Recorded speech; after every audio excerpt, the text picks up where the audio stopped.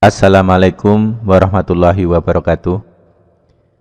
Jumpa lagi dengan Serba Inspirasi, channel edukasi saham gratis, gratis berbagi, bermanfaat untuk negeri.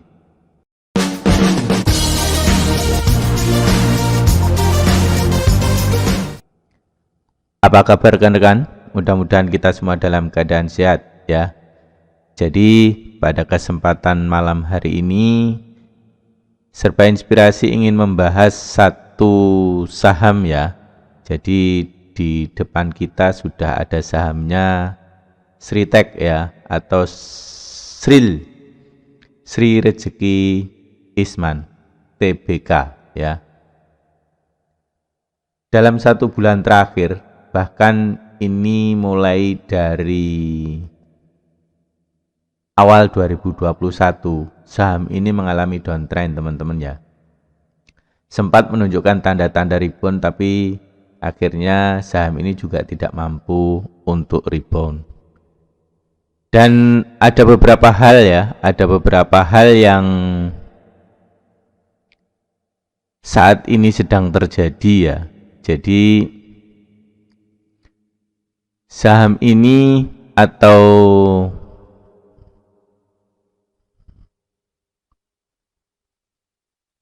PT Sri Rezeki Isman ya, Sril ini atau yang tergabung dalam Sritek itu digugat ya, sedang digugat oleh CV Prima Karya ya, selaku kontraktor. Jadi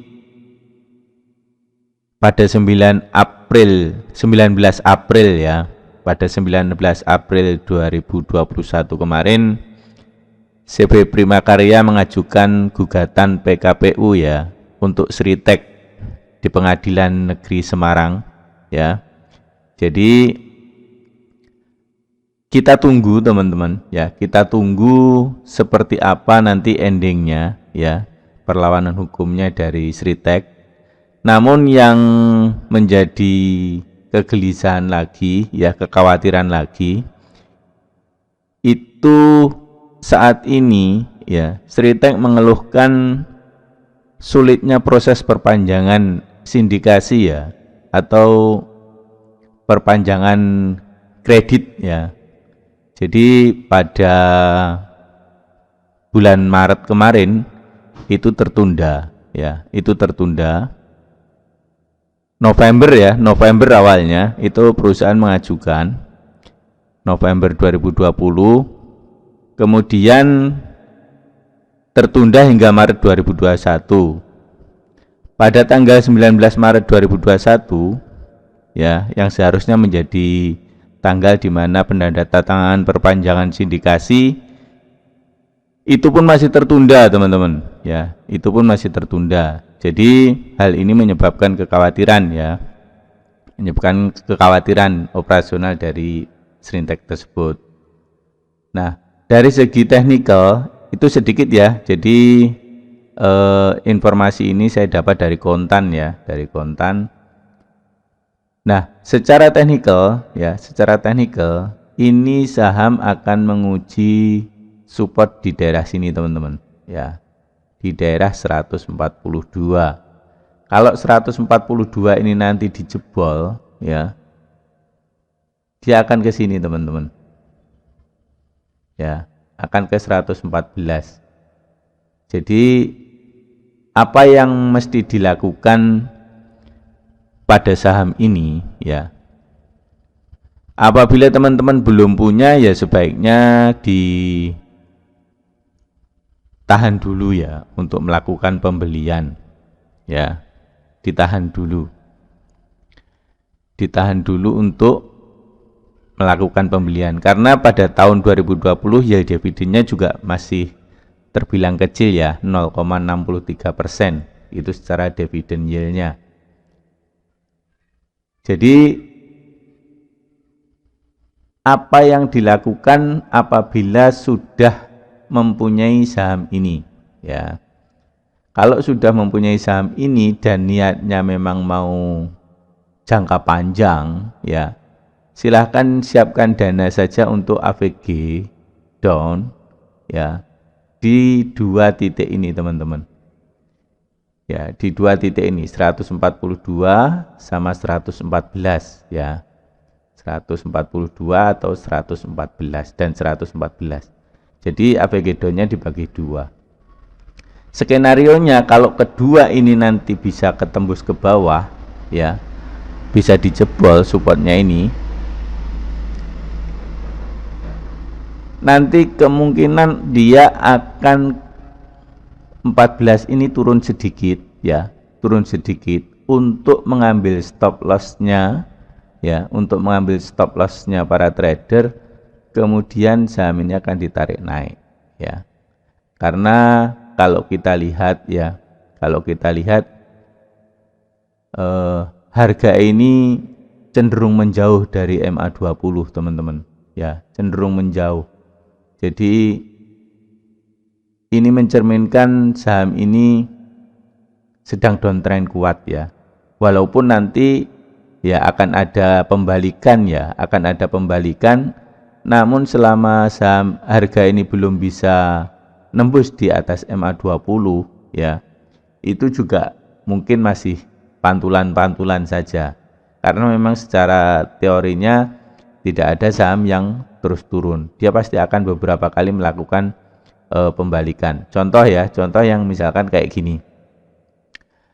Di harga 160 ya, penutupan di hari Jumat. Ini bisa saja harga ini akan mantul naik, teman-teman ya. Harga akan mantul naik. Ya. Akan tetapi sebelum harga itu breakout di MA20, sama saja ini belum mengkonfirmasi bahwa saham ini akan reversal gitu ya. Akan tetapi dari pola-polanya, kalau sudah jauh dari MA20 seperti ini, yang seharusnya bergerak ya, berdekatan dengan garis, apabila dia harga itu terlalu jauh dari MA20 ini, maka hanya ada dua, garisnya ini yang turun berarti harganya tetap atau terus turun ya, tapi kecenderungan tetap kalau garis ini turun teman-teman, atau sebaliknya garisnya ini cenderung tetap akan tetapi harganya naik mendekati MA20, seperti itu ya, seperti itu. Coba kita tambahkan Bollinger ya, kita tambahkan indikator Bollinger Band. Nah, kita tambahkan Bollinger Band teman-teman.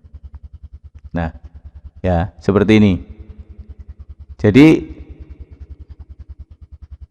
untuk ini, untuk